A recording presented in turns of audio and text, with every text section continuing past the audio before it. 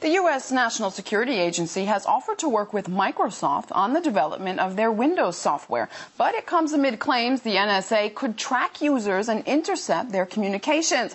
Well, to discuss this, let's cross over live to our Washington studio where Cedric Moon is standing by. Hi there, Cedric. So are we going to see a major violation of privacy rights? Well, Anissa, that's what I'm going to try to find out here from Wayne Madsen, who is a frequent contributor with us. Wayne, so let's talk about this. NSA, Microsoft, what's the deal here? Well, it's really nothing new. We've seen deals made between the National Security Agency and Microsoft in the past. As a matter of fact, for a number of years, there has been a Microsoft liaison office at the National Security Agency to serve this cooperation that goes on.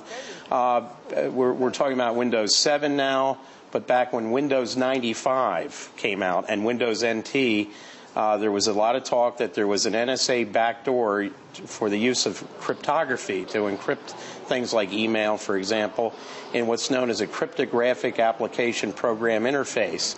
Now, NSA and Microsoft denied there was anything involved with either Windows 95 or Windows NT and this backdoor, except when somebody looked at the code written by the Microsoft programmer, lo and behold, that program interface was called NSA Key. Microsoft tried to explain it and said, well, that was because we intended to use it for an NSA application.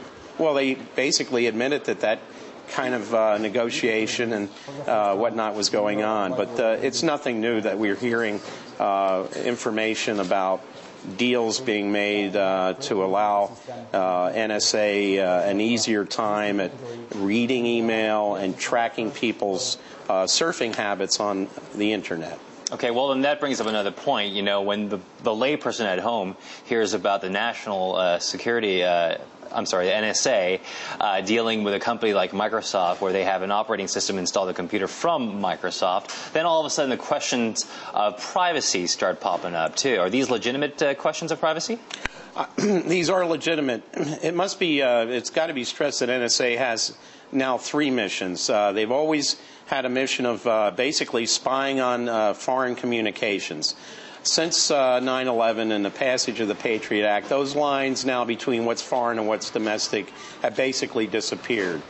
They also had the job of protecting U.S. Message traffic and secrets by creating our own cryptographic systems. And now they're in this role of cyber security. Now, the question is, what constitutes protective information security, or what they call defensive information warfare operations? What's the difference between that and offensive information warfare operations? When we're looking at offense, yes, we're looking at NSA hacking into systems, reading emails, looking at people's surfing habits, and maybe even hijacking websites to put their own information on the websites. Okay. So it sounds like what you're telling me is this is both a two-pronged operation where it's a defensive measure. Yes, that's what the company line is. Yes, this is a defensive measure, but they may be going a step further and playing a little bit of offense with this and trying to go in and perhaps possibly violate people's privacy. Well, the issue is that, yes, they do have a mission now that the director of NSA has also been named by President Obama as the head of the new Cyber Command for the United States military. Absolutely, this is going to be a huge operation by NSA to do this type of thing. Okay. Well, Anissa, you heard that right here from Wayne Madsen that this sounds like this is more than just a defensive measure for between the NSA and Microsoft. In the meantime, we'll go ahead and send it back to you there in Moscow. All right, Cedric Moon breaking it down for us with our contributor Wayne Madsen in Washington.